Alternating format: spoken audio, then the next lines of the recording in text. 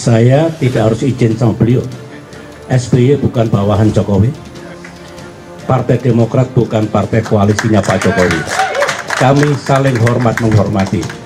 Kalau itu keluar dari Ngabalin, hati-hati juga berbicara. Begini, saya tidak mengatakan hambatan ini saya dengan Pak Jokowi, tidak. Tapi ada hambatan dalam berkoalisi. Silahkan ditafsirkan sendiri. Ini nggak ada subsidi. Dulu subsidi sampai 340 triliun. Kenapa harga juga tidak bisa sama? Ada apa? Kenapa nggak ditanyakan? Sekarang subsidi sudah nggak ada untuk BBM. Tapi harganya bisa sama dengan di sini. Ya ini harusnya ditanyakan. Tanyanya ke saya jawab nanti. Partai Demokrat yang ingin membandingkan kerja Presiden Jokowi dengan mantan Presiden SBY melalui data, bukan melalui survei. Sudah jelas, sudah kasat mata, nggak perlulah pakai data, ya kan? SBY semakin memudar diterpa sinar Jokowi. SBY itu Presiden Republik Indonesia 2 periode, itu fakta yang tak perlu dibantah lagi. Tapi apa saja yang telah dilakukan oleh beliau selama 10 tahun itu? Ini yang perlu diperdebatkan dengan cara seksama supaya tidak sampai ada dusta di antara kita. Penulis menyoroti soal radikalisme dan intoleransi yang mendapatkan lahan subur daerah tersebut ketika itu mungkin tidak terlalu dirasakan karena situasi relatif aman dan terkendali kondisi yang kondusif ini. Karena pemerintah pada masa itu memainkan politik toleransi terhadap banyak aspek.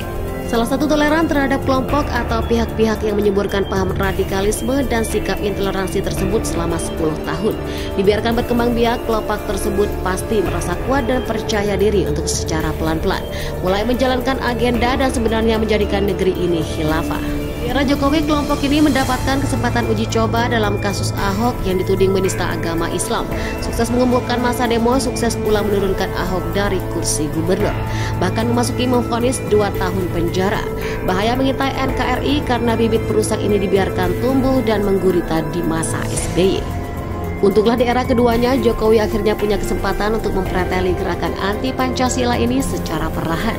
Ormas-ormas yang berjaya di masa SBY dibubarkan.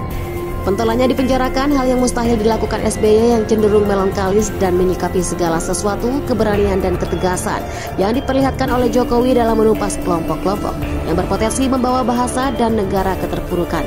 Itu saja sudah membuat pamor SBY meredup. Memang tidak masuk akal seorang jenderal seolah tidak berdaya menjaga dan melindungi NKRI, sementara seorang Jokowi yang hanya mantan tukang mebel dengan gemilang mulai melakukannya. Belum lagi bicara soal pembangunan infrastruktur yang gila-gilaan di seluruh penjuru tanah air. Seperti belum lama ini Presiden Jokowi meresmikan jalan tol pertama di Kalimantan Timur yang menghubungkan Balikpapan dengan Samarinda. Satu hal lagi yang membuat Pak Mantan semakin tenggelam adalah sosok proyek-proyek kemakran yang akhirnya dituntaskan oleh Jokowi.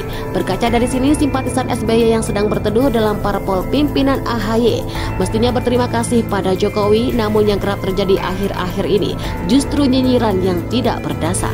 Seperti belum lama ini, giliran si Topik Rahmat, pengurus DPP Partai Demokrat, menyoroti aksi bagi-bagi bingkisan oleh Presiden Jokowi kepada rakyat sebagai tidak layak. Dalam berbagai kesempatan, kepala negara memang kerap membagikan bingkisan dari dalam mobilnya jika ada yang tidak tepat sasaran atau sampai terjatuh ke selokan. Itu kan sesuatu yang tidak dapat dihindarkan. Wajar dong masyarakat yang ingin merasakan atau mendapatkan oleh-oleh dari orang nomor 1 di negeri ini berebutan mengambilnya. Yang pasti hal ini bukan sesuatu kesengajaan. Maka jika ada narasi bahwa itu salah disengaja, maka yang bersangkutan perlu mengklarifikasi cuitan di Twitter seperti dikutip dari Suara Gamis 2 Maret 2023. Bagaimana pendapat Anda tentang berita ini? Silakan tulis di kolom komentar.